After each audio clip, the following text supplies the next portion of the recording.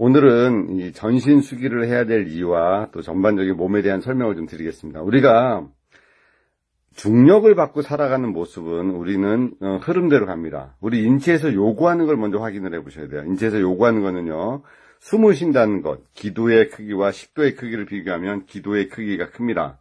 숨을 쉬고 또 숨을 쉰다는 그 자체가 우리 몸의 호흡의 양과 연관됩니다. 호흡근이라고 일컫는 우리 몸의 첫 번째 근육은 횡격막과 그 다음에 대흉근 여러 가지 근육이 있겠죠. 그러나 오늘은 횡격막을 통해서 얘기를 하겠습니다.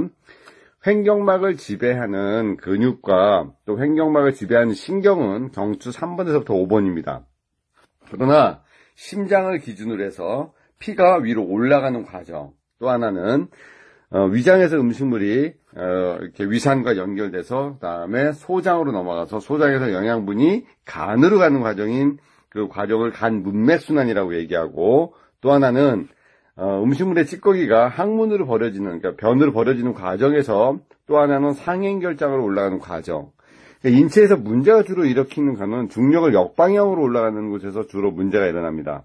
첫 번째가 심장에서 머리로 올라가는 과정, 두 번째가 소장에서 간으로 가는 과정, 또 하나는 상행결장의 과정입니다. 공식적으로 얘기를 한다면 심장에서 머리로 올라가는 과정은 경동맥의 과정인 흉쇄돌근과 사각근을 보고, 두 번째 소장에서 횡격막으로 올라가는 과정은 우리가 소장에서 간으로 올라가는 과정은 횡격막으로 보고요. 세 번째 상행결장의 과정은 요방형근으로 보고, 요방형근은 단독적으로 움직일 수 있는 상황이 아니기 때문에 요방형근, 광배근, 하우거근의 하나의 그림, 또 횡격막의 하나의 그림, 또 하나는 사각근과 흉쇄돌근의 하나의 그림으로 보고, 이 세 군데의 포인트를 컨트롤해주기 위해서는 몸에서 변화가 일어날 수 있는 하나의 온도의 변화를 감지시켜줘야 됩니다. 정맥순환은 결국 근육의 움직임이고, 근육의 움직임을 원활하게 해주기 위해서는 정맥의 순환이 원활해야 됩니다. 정맥의 순환은 중에 근육량과 연관되기 때문에 우리 배꼽 밑으로, 그러니까 우리 몸의 하지의 근육이 약 70에서 80%가 근육량이 하지에 있습니다. 그래서 하지의 순환 자체를 우리가 몸 안에 혈액순환하고 보고, 또 근육의 순환 자체가 일어나게 되고 몸의 변화가 일어나려면 체온의 변화가 유지가 돼야 되죠. 쌀이 밥으로 되는 과정, 또 옥수수가 팝콘으로 되는 과정, 이때는 전부 다 열이 들어가서 열로 인해서 변화가 일어납니다. 우리 몸에도 변화가 일어나거나 어떤 균이 들어오게 되면 체온을 상승시켜서 그 변화를 맞이하게 됩니다. 그래서 체온을 상승시킬 수 있는 가장 좋은 방법은 종아리 부분인 승산 부분을 자극을 줘서 체온을 올리는 겁니다. 자, 다시 얘기합니다. 몸의 변화와 전신 관리를 해야 될 가장 중요한 이유는 중력의 역방향에서 일어나는 세 개의 포인트인 심장에서 머리로 올라가는 과정, 또 소장에서 간으로 영양물이 올라가는 간맥의 과정, 또 하나는 상행결장의 과정과 또 하지에서 종아리를 풀어서 몸 안의 온도의 변화와 근육의 움직임을 통해서 정맥순환을 통한 과정을 하나의 큰 그림으로 보는 게 우리 몸에서 전신 관리를 해야 될 이유고, 전신 관리를 해야 될 포인트라고 보시면 됩니다.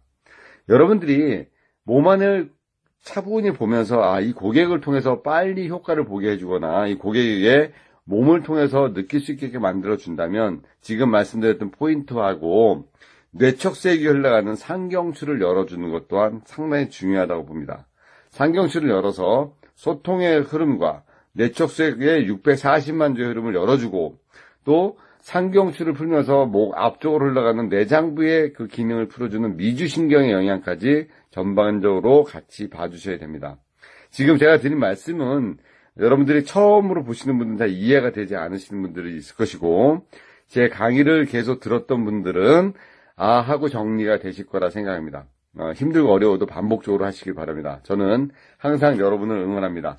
여러분들에게 비비론적이 되줄 수 있는 신교수가 되겠습니다. 항상 힘내십시오. 화이팅! 안녕하십니까. 오늘은 급성요통 포인트, 그러니까 우리가 급성요통, 만성요통 말고 급성으로 요통이 왔을 때 고객 관리하는 방법에 대한 노하우를 알려드리겠습니다. 일반적으로 급성요통으로 고객이 오게 되면 여러분들은 일단 마음이 급하셔서 고객을 엎드려 놓고 허리 주변의 문제를 해결하고자 합니다.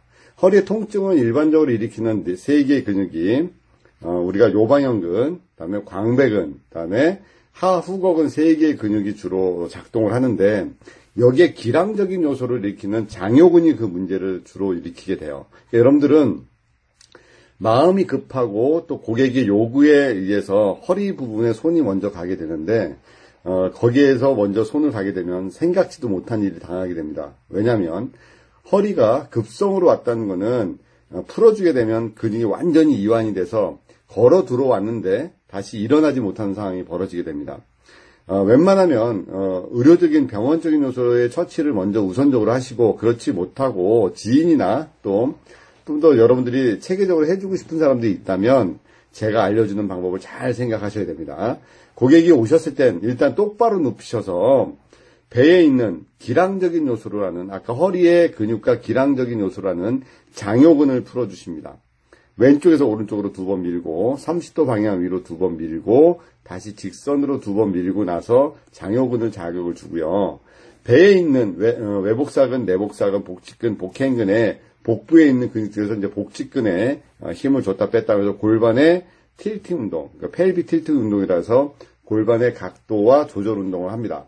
소장을 풀어주고 장요근을 풀어주고 그다음에 힘의 저항을 주는 등척성 운동을 합니다. 등척성 운동은 쉽게 얘기해서 강제로 운동을 시키는 게 아니고 고객과 제가 둘이 힘을 맞대는 운동이죠. 예를 들어서 옆에 자료에 보다시피 고객이 발을 벽에다 댔죠. 그런 것처럼 고객의 2 발이 제가 지탱을 해서 고객은 밀고 저는 버텨주는 힘의 동작. 고객은 코로 숨을 들이마시고 입으로 숨을 뱉죠.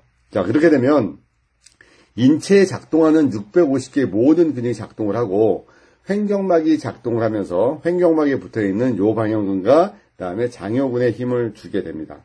그 상태로 힘의 방향대로 조금씩 힘을 주었다 뺐다 하는 운동을 저항 운동을 좀 하게 되면서 이들에게 힘의 방향과 운동성을 서로 지게 하고 복부를 풀어줍니다.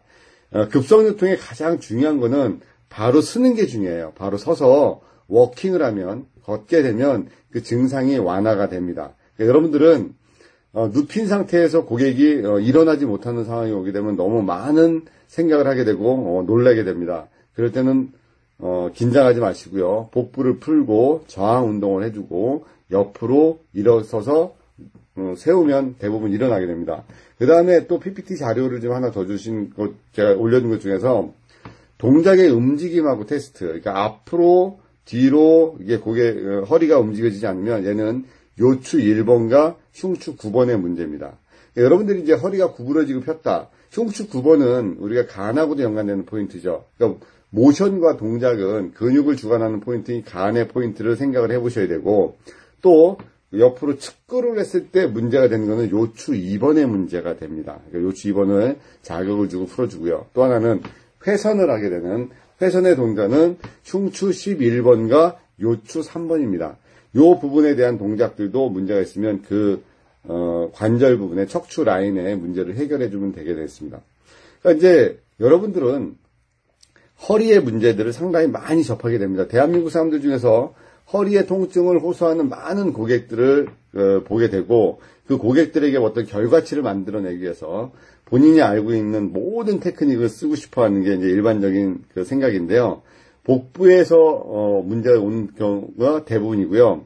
급성요통으로 오는 대부분의 사람들은요. 일단 마음을 비우시고 복부를 풀고 등척성 운동과 그다음에 저항 운동과 그다음에 호흡을 통해서 근육의 양을 조절한 다음에 세워주시는 게 우선이고요. 고객이 혹시 누워서 똑바로 움직이거나 못했을 때도 긴장하지 마시고 2다리를 가지고 움직여서 고관절의 가동 범위를 늘려주면서 복직근의 움직임과 배에 있는 근육들의 움직임, 그 전반적인 소장의 움직임을 집중적으로 봐주시길 바랍니다. 실질적인 거는 실습을 하면서 여러분들하고 언젠가 기회가 되시면 제 수업 시간에 또 알려드리도록 하고요. 이러이러한 자료들이 있다는 걸 보시면서 허리에 대한 것들에 대한 긴장감을 조금 늦추시고 허리에 일반적인 큰 문제가 일어났다고 하더라도 허리에다 직접 손을 대는 게 아니라 복부를 통해서 해결한다라는 것을 오늘의 하나의 생각해야 될 키포인트로 여겨주시길 바랍니다.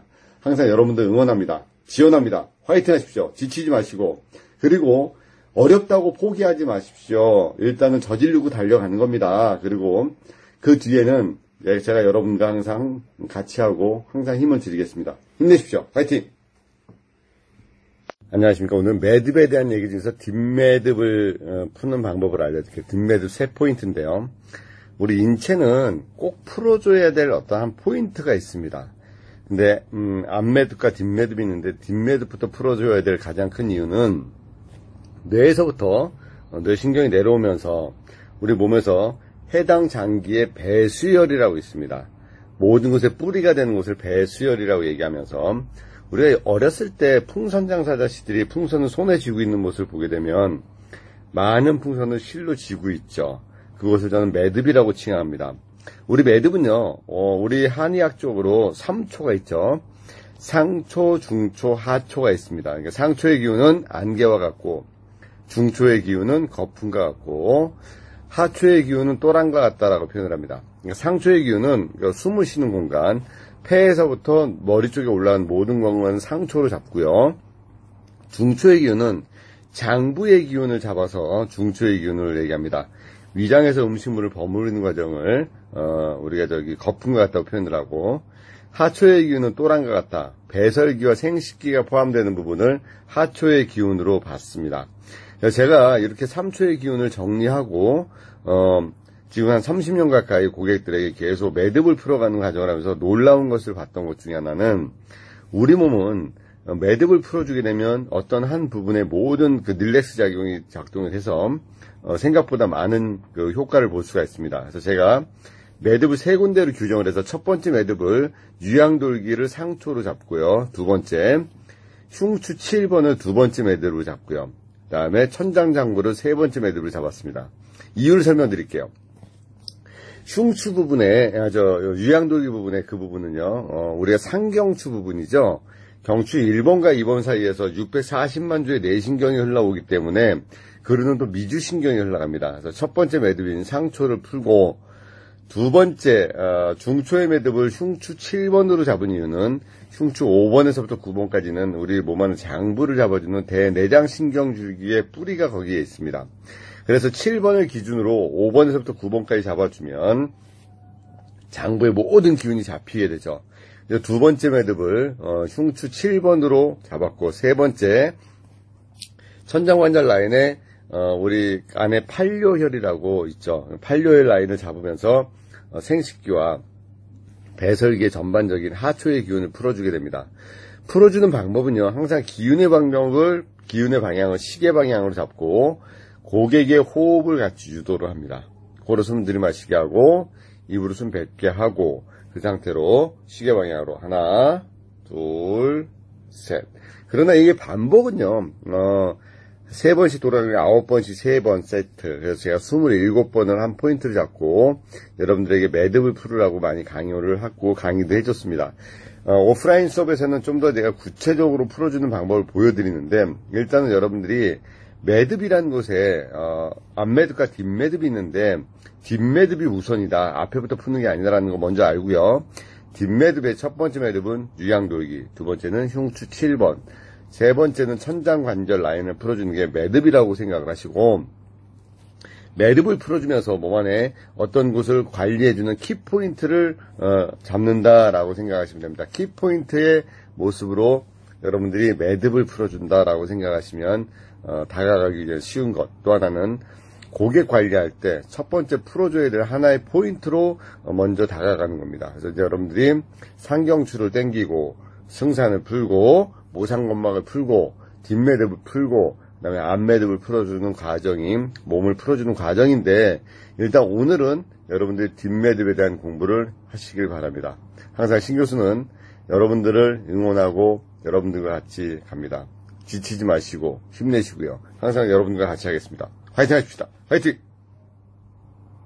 네, 안녕하십니까. 오늘은 앞매듭 풀기에 대한 말씀을 드릴게요. 우리가 뒷매듭에도 3개의 포인트가 있고 앞에도 3개의 포인트가 있습니다. 뒤쪽은 배수혈이라고 표현을 하면 앞에는 모혈의 관점에서 우리 몸에서도 앞에를 반드시 풀어줘야 할 3개의 포인트. 제가 상초, 중초, 하초라고 표현을 했습니다. 상초의 기운은 뭐 같다? 안개와 같다. 중초는 거품과 같다. 하초는 또랑과 같다라고 표현을 합니다. 상초의 기운의 첫 번째는 단중입니다. 또는 전중이라고도 얘기하고 단중 두 개다